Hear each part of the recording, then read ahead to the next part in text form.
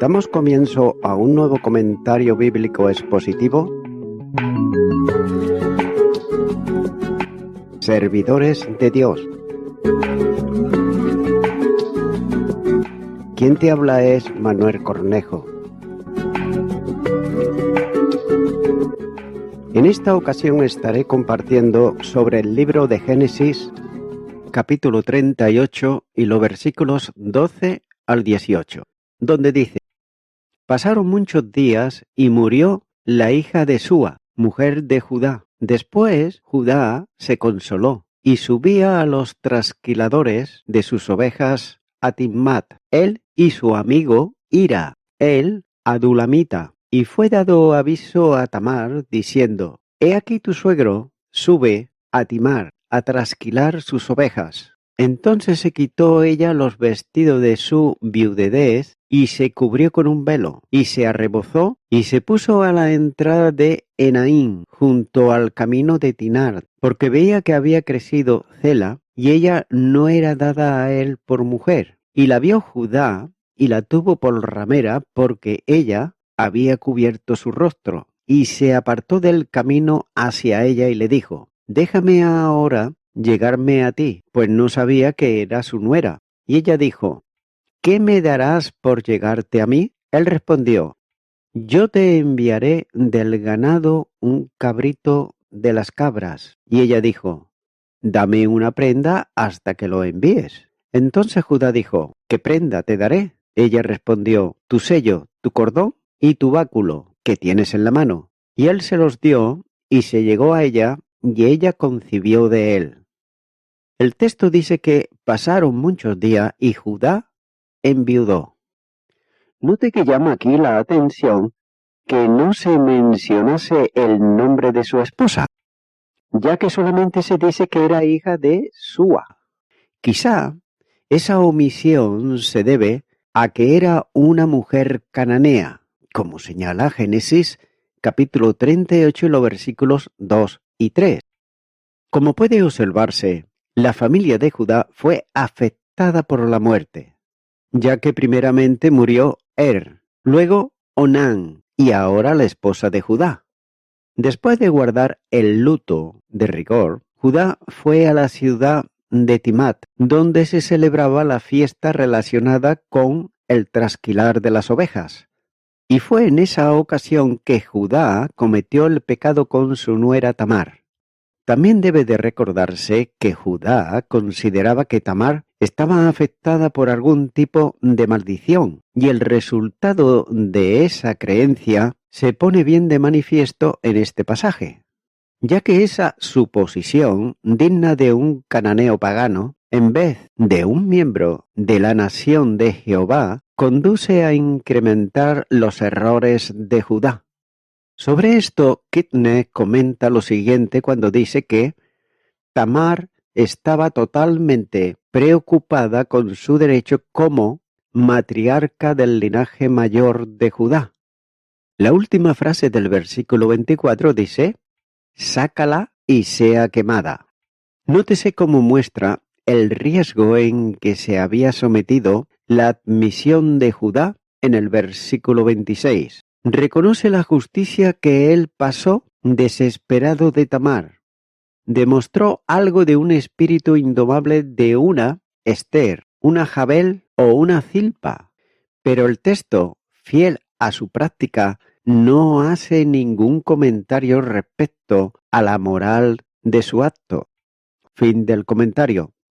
Por otro lado, nótese que el tiempo de trasquilar las ovejas era una festividad, y puesto que la esposa de Judá había muerto, la tentación del pecado sexual sería más fuerte para Judá. Además, el culto cananeo estimulaba el ritual de la fornicación como un acto de magia de la fertilidad, y eso también, por otro lado, aumentaba la tentación del pecado sexual. El vocablo traducido ramera, en los versículos 21 y 22, sugiere que Tamar se vistió como una de las prostitutas comunes. El doctor Cornelio Rivera comenta sobre esto y dice que Judá tomó a Tamar como cualquier prostituta, Pero quien llevó el pago preguntó por una prostituta del templo.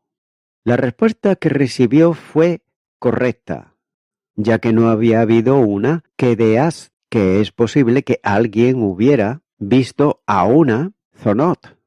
La aclaración del doctor Rivera es de gran valor para entender lo sucedido, ya que la trama total de Tamar no era en modo alguno algo inocente, pero el engaño de Judá y su actuación con ella también lo hacían a él culpable. Fin del comentario.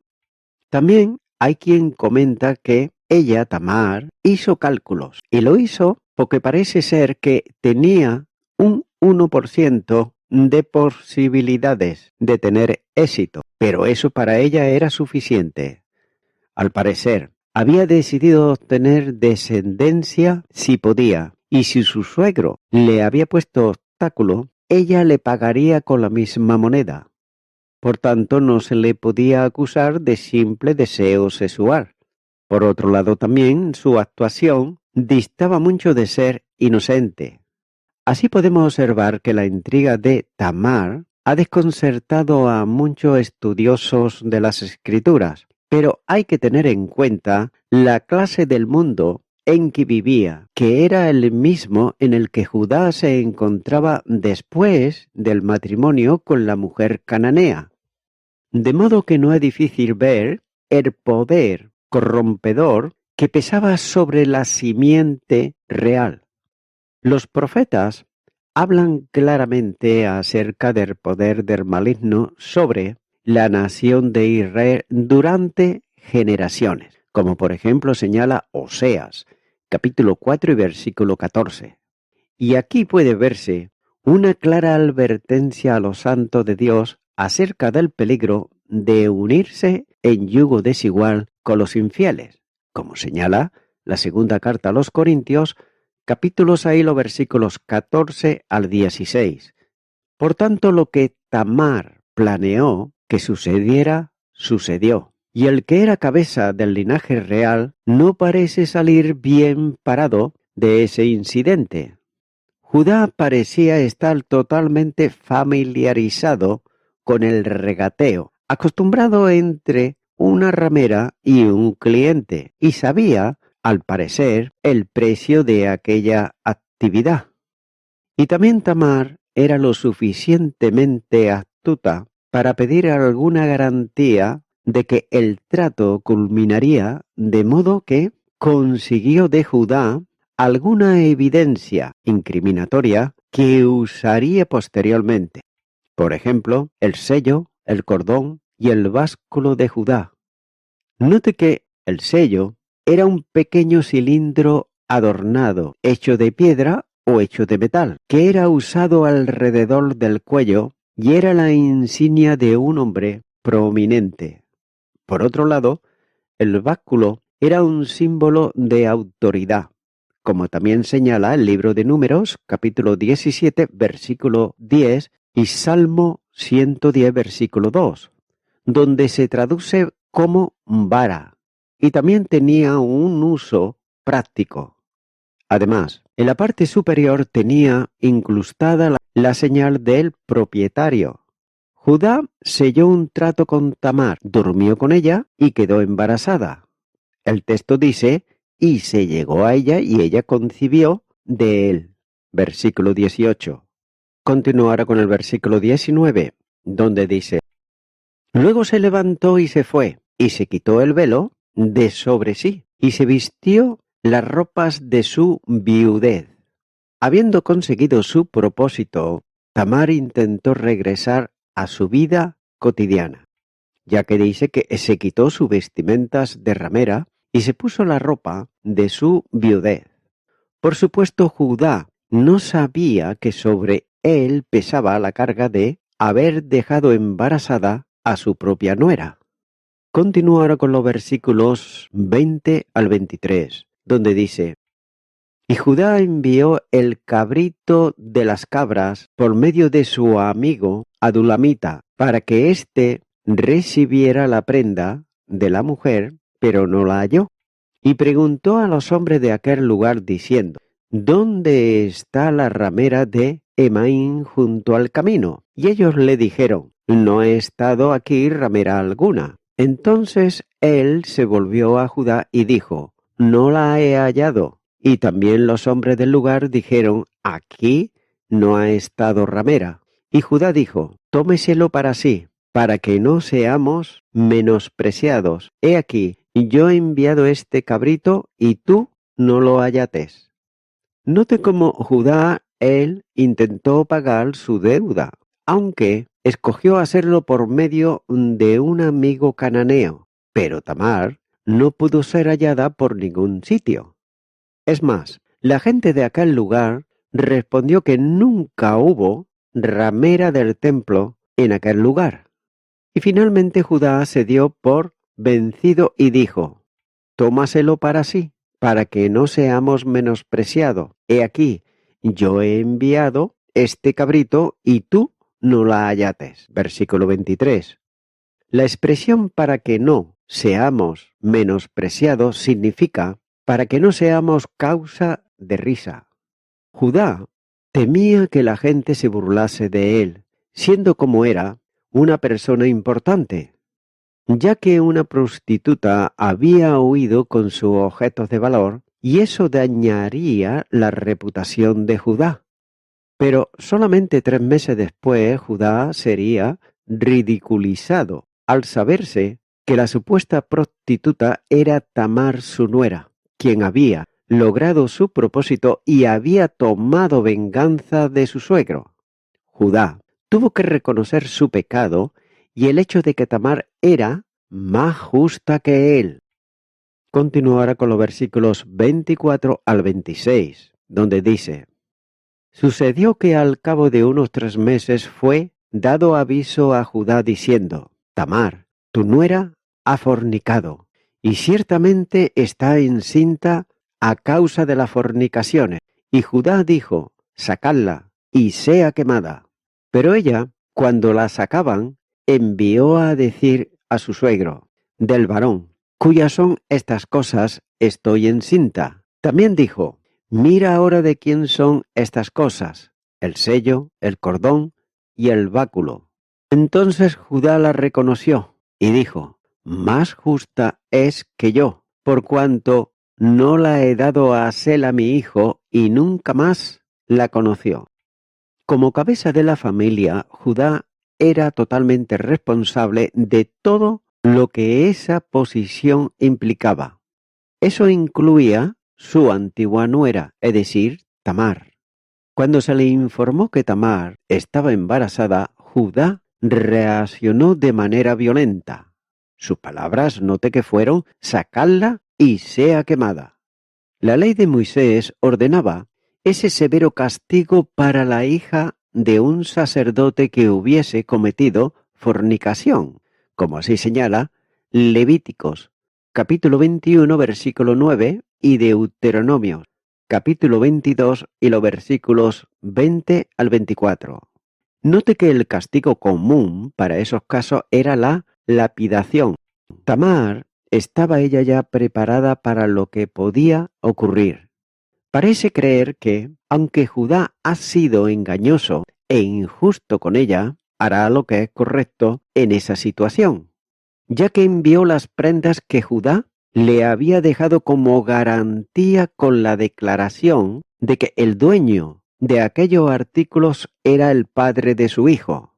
Judá no podía negar la evidencia y admite él abiertamente su culpa, que Tamar es más justa que él. Pero una mejor manera de expresar las palabras de Judá sería, esta Tamar es justa, no yo.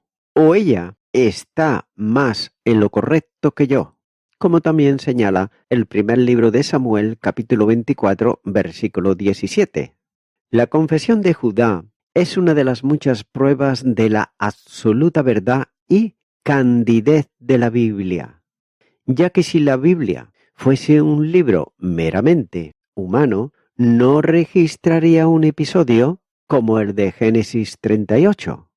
Las Sagradas Escrituras denuncian al culpable, no importa quién sea. En este caso, era uno de los importantes antepasados del Señor Jesucristo y uno de quien adquiere uno de sus grandes títulos, el león de la tribu de Judá.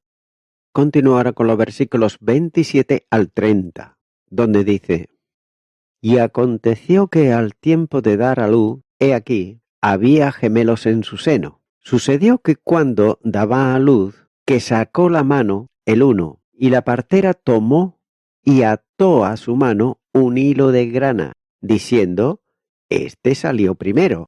Pero volviendo él a meter la mano, he aquí salió un hermano. Y ella dijo: ¿Qué brecha te has abierto? Y llamó su nombre Fares. Después salió su hermano, el que tenía en su mano el hilo de grana, y llamó su nombre Zara.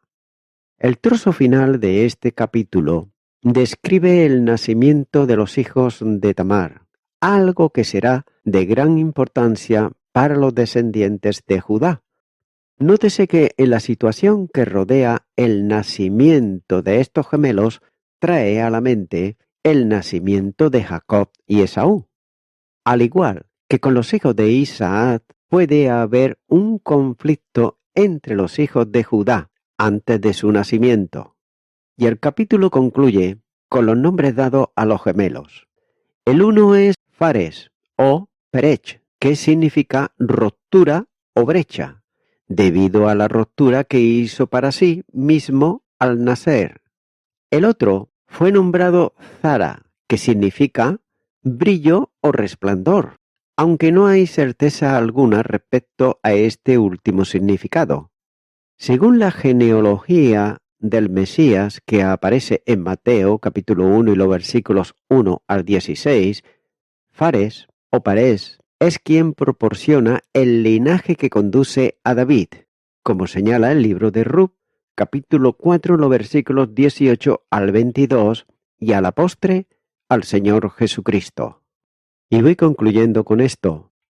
Una de las cosas muy importantes, sea para el hombre o sea para la mujer, es que se debe de huir de la inmoralidad sexual, ya que para algunos de los cristianos en Corinto, como Judá, tenían la costumbre ellos de visitar prostitutas.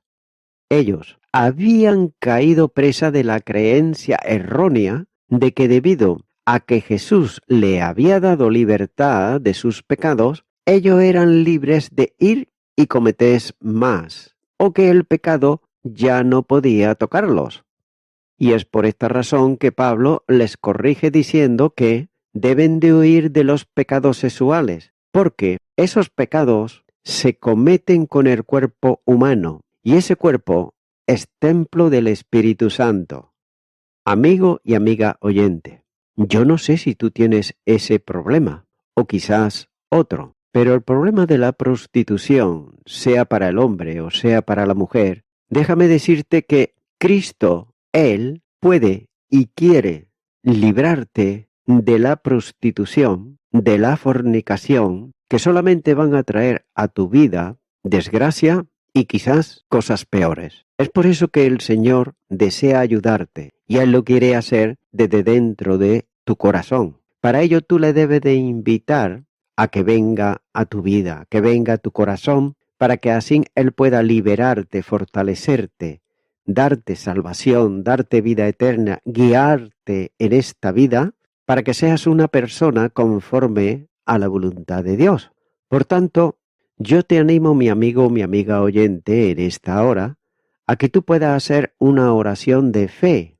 Recuerda, orar con Dios es hablar con Él. Si nunca antes lo has hecho o no sabes cómo hacerlo, pues puedo guiarte en esta oración que voy a hacer.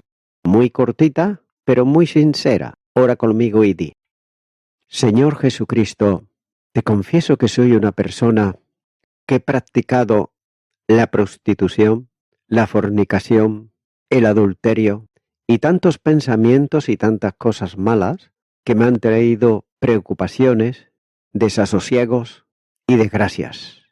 Ahora vengo ante ti, porque yo, por mí mismo, por mí misma, no puedo. Te pido perdón por no haber acudido a ti antes, pero al escuchar tu palabra, Yo sé que tú eres poderoso para librarme de ello.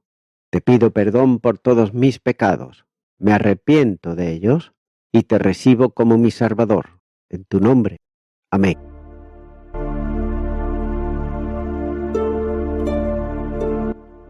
Amigo y amiga oyente, si tú has hecho esta oración de corazón, te recomiendo que comiences a orar a Dios, en primer lugar, en el nombre del Señor Jesucristo. Orar a Dios no es rezar, sino que es hablar con una persona. También te recomiendo que leas la palabra de Dios y lo hagas a diario. Comienza, por ejemplo, con el Nuevo Testamento. Y también, por último, te recomiendo que para que puedas crecer espiritualmente, te congregues en una iglesia cristiano-evangélica, donde se predique, se enseñe y se practique la sana doctrina y la palabra de Dios. Congrégate ahí y con el tiempo podrás crecer espiritualmente y también servir al Señor Jesucristo. Que Dios te bendiga. Y a toda la audiencia, nuevamente ya me estoy despidiendo de todos ustedes y será hasta el próximo programa. Que Dios os bendiga a todos.